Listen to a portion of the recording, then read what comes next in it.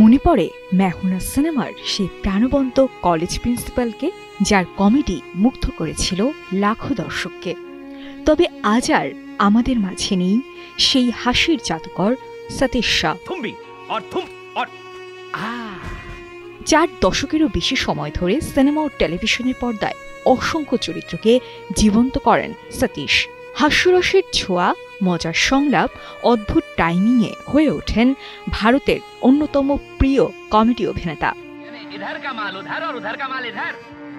1983 সালে জানি তো ইয়ার সিনেমায় কমেডি চরিত্রের মাধ্যমে আলোচনায় আসেন। এরপর দেখা মিলেছে হাম সাথ সাথ হ্যায়, मैं हूं ना, कल हो ना हो, कभी हाँ कभी ना, दिलवाले दुल्हनिया ले जाएंगे, ওম শান্তি ওমের মতো জনপ্রিয় সব সিনেমায়।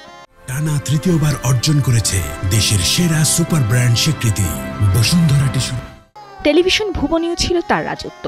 সারাভাই বনাম সারাভাইয়ের ইন্দ্রবর্ধন সারাভাই চরিত্রের কথা কে ভুলতে পারে। তার তীক্ষ্ণ রসবোধ আর নিখুঁত সংলাপ আজও সোশ্যাল মিডিয়ায় মিম হয়ে ঘোরে। ৭৪ বছর বয়সে মুম্বাইয়ের বেসরকারি হাসপাতালে শেষ নিঃশ্বাস ত্যাগ করেন সতীশ। দীর্ঘদিন ধরে ভুগছিলেন কিডনি জটিলতায়। শেষ পর্যন্ত হার মানলেন।